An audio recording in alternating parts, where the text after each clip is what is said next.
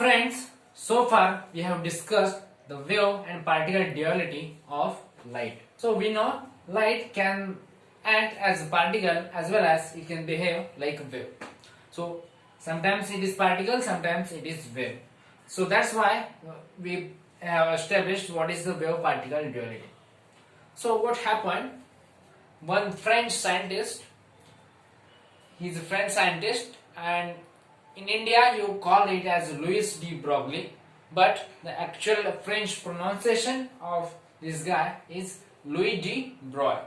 So basically this is the pronunciation of this spelling in French.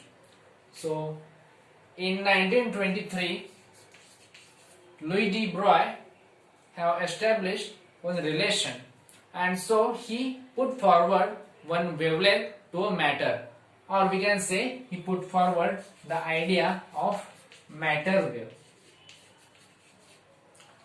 So often it is called as de Broglie hypothesis. So what is the hypothesis? So according to Louis de Broglie, any moving particle has associated some matter wave. So this was the hypothesis. So in general, you know that hypotheses do not have any proof, but this is exception. So this has some proof, mathematical proof, and we will see that shortly.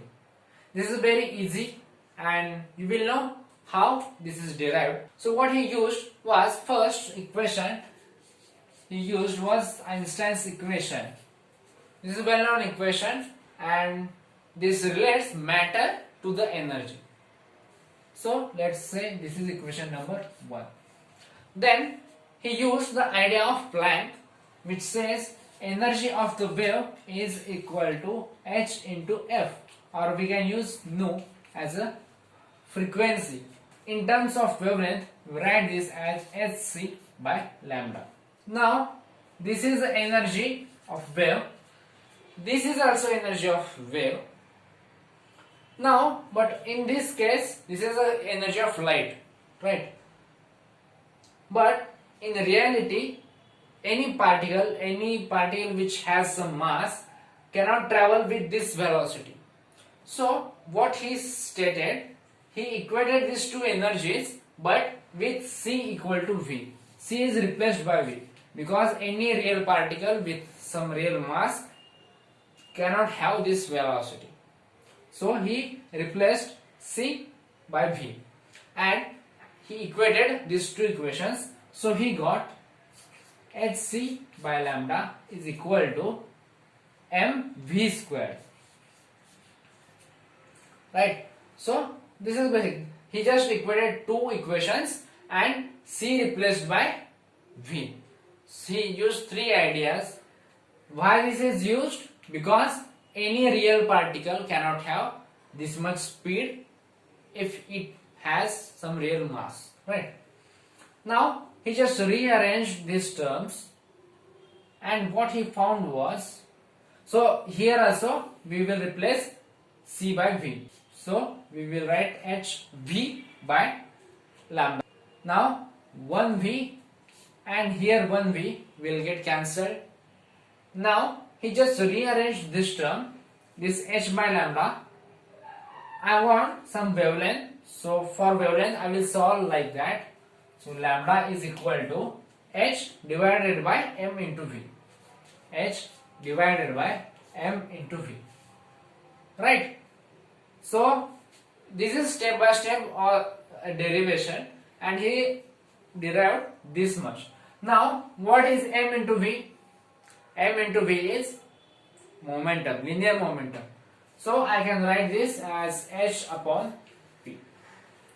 So de Broglie established this relation.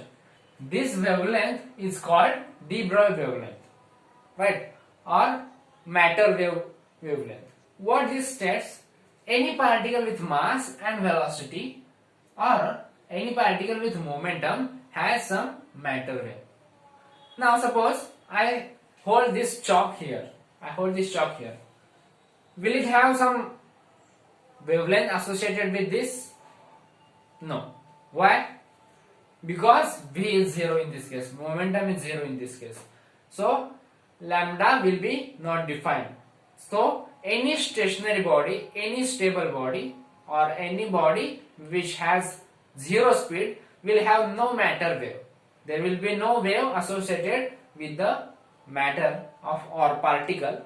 So now why this is called hypothesis? So though he can mathematically prove this relation that lambda is equal to h divided by p, he cannot experimentally prove this. That's why this relation is called hypothesis, de Broglie hypothesis. So even if I move this chalk in such fashion, will it have some wavelength? Yes, it will have some wavelength, but in this case the mass is very much high. Look at this h. What is h? It is Planck's constant, which has order of 10 to the power minus 34. So this wavelength will be significant if the mass is very low, right?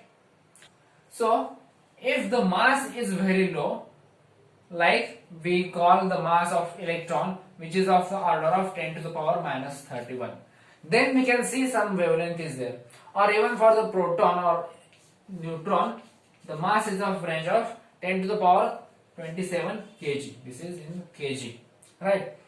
So in that case, this number will be cancelled and we will get some significant amount of wavelength. So this matter wave or this de Broglie wavelength is applicable at very small particles, the particles with very small masses, right? Even if we are applying this to very low masses, we can say that moving car or moving aeroplane or moving planet will also have some associated matter waves, which is not significant. We cannot measure that, but still we can associate because we have linear momentum, right? So who established or who proved this result experimentally, we will see in some later videos. Thank you.